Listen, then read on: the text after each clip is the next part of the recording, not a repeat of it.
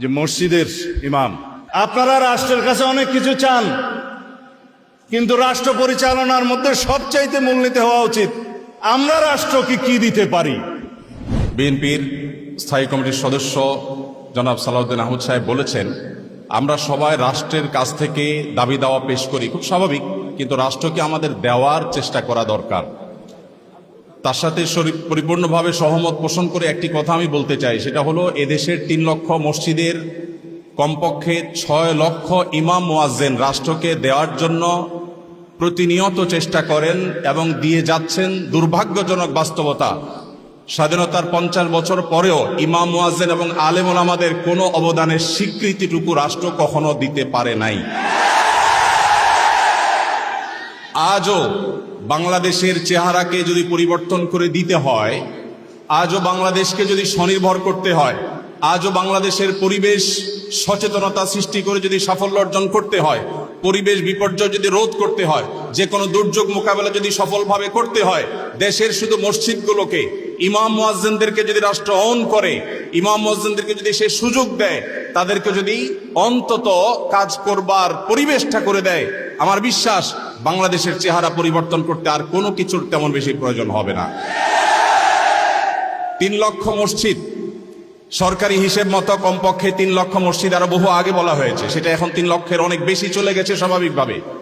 3 লক্ষ মসজিদে প্রতি জুমার দিনে 12:30 থেকে 1:30 পর্যন্ত এই সময়ের মধ্যে গড়ে যদি 100 মানুষ একটা মসজিদে জুমার নামাজে খতিব সাহেবের খুতবা শোনার জন্য আসেন, তাহলে 3 কোটি মানুষ হয়। বাংলাদেশের সমস্ত টিভি চ্যানেল, সমস্ত মিডিয়া একযোগে সবচেয়ে পিক টাইমে এত বেশি দর্শক কখনো পায় বলে আমি মনে করি না।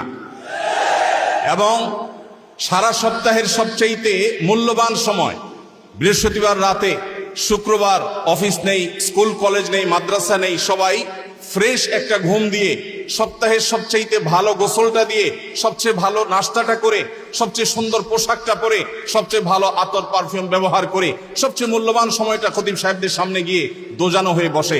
পৃথিবীর অন্য কোন কৃষ্টি, কালচার, কোন সিস্টেমে একসাথে একটা দেশের 3 কোটি মানুষকে অ্যাড্রেস করার এই সুযোগ ইমাম সাহেব, খতিব সাহেবরা ছাড়ার কারোর হাতে নেই।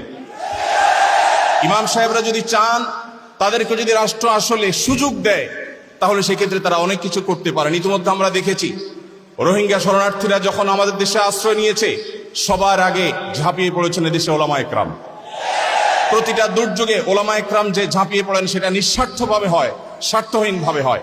আমার উদাত্ত আহ্বান যে আগামীর বাংলাদেশে এদেশের মসজিদগুলোকে, আলেম ওলামাদেরকে যেন রাষ্ট্র অন করে, তাদেরকে কাজের সুযোগ দেওয়া হয়। কোনো বেতন ভাতার সুবিধা দেওয়া, এটা আসলে দয়া দাক্ষিণ্যের বিষয় নয়। এদেশে আইন শৃঙ্খলা যতটুকু নিয়ন্ত্রণে আছে, এর জন্য আইন শৃঙ্খলা রক্ষাকারী বাহিনী, সংশ্লিষ্ট বিভিন্ন ডিপার্টমেন্টের যেমন অবদান আছে, আমি মনে করি মসজিদের মিম্বরগুলো, মাহফিলের মঞ্চগুলোর অবদান তার চাইতে কোনো ক্রমে কম নয়। এদেশ থেকে যৌতুককে যে জাদুঘরে পৌঁছে দেওয়া হয়েছে, কারা জাদুঘরে যৌতুককে পৌঁছে দিয়েছে?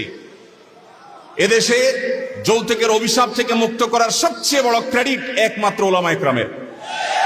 এখনো কোন মসজিদের মিম্বর থেকে, কোন মাহফিলের মঞ্চ থেকে মানুষকে চুরি করতে, দুর্নীতি করতে, ডাকাতি করতে, মাদকাসক্ত হতে, কোনো খারাপ কাজের প্রতি আহ্বান করা হয় না। এই সমস্ত মঞ্চগুলো থেকে বহু মানুষ খারাপ পথ থেকে ফিরে আসে। আমরা যদি একটা সৎ, দক্ষ এবং ভালো নাগরিক গড়ে তুলতে চাই, তাহলে সেক্ষেত্রে মসজিদগুলোকে আমাদের অন করতে হবে। আমি বিশ্বাস করি আগামীর বাংলাদেশে সেটি হবে, আমরা সবাই সেটি প্রত্যাশাও করি। আমরা মসজিদ কেন্দ্রিক যে সমস্ত ব্যবস্থাপনা করা যায়, পরিবেশ সুরক্ষা, পরিচ্ছন্নতা অভিযান, দারিদ্র্য বিমোচন, স্কিল ডেভেলপমেন্ট মূলক বহুমুখী কার্যক্রম আমরা সম্পন্ন করতে পারি। আমি সালাউদ্দিন ভাইয়ের সাথে পরিপূর্ণ একমত। শুধুমাত্র রাষ্ট্রের কাছ থেকে নেওয়ার ব্যাপার না, আমাদেরকে দেওয়ার চেষ্টা করতে হবে। এবং আমার বিশ্বাস ওলামা একরাম সেটা করতে চান, কিন্তু তাদেরকে সেই সুযোগটা দেওয়া হয় না।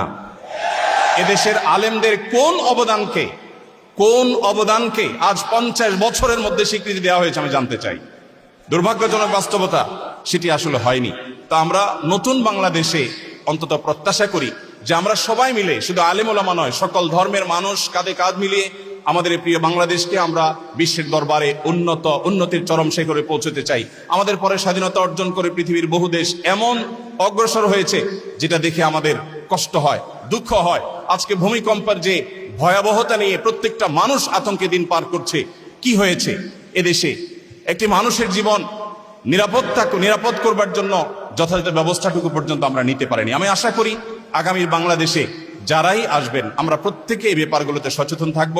আমরা দোয়া করি আল্লাহ রাব্বুল আলামিন আমাদের রাজনৈতিক নেতৃত্বকে সেরকম শক্তি, সামর্থ্য, মানসিকতা সবকিছু দান করেন। ওলামায়ে কেরামের মূল্য যদি কোনো জাতি দিতে না পারে, তাদের চেয়ে বড় দুর্ভাগা আর কেউ হতে পারে না। আমি প্রায় সময় বলি, এই দেশকে যদি নিরলসভাবে, নিঃস্বার্থভাবে কোনো মানুষ ভালোবাসে, ওলামায়ে কেরাম হলেন সেই মানুষগুলো। অনেকে আছেন যাদেরকে হয়তো পার্শ্ববর্তী দেশ গ্রহণ করবে, অনেকে হয়তো আমেরিকা গ্রহণ করবে। ওলামায়ে কেরাম তাদের জায়গা এই দেশ, এই মাটি, ইনশাআল্লাহ তাআলা।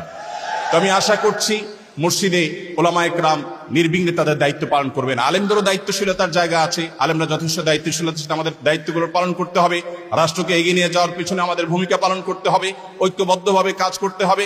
সেই সাথে রাষ্ট্র আলেমদেরকে ওন করতে হবে, আপন করতে হবে, সেই সুযোগ দিতে হবে, সেই স্বীকৃতি দিতে হবে। আমি আশা করছি আগামীর বাংলাদেশ সেই জিনিসটি হবে। আমাদের সবাইকে আল্লাহ তাআলা সেই তৌফিক দান করুন। জাযাকুমুল্লাহু খাইরা। আসসালামু আলাইকুম ওয়া রাহমাতুল্লাহ।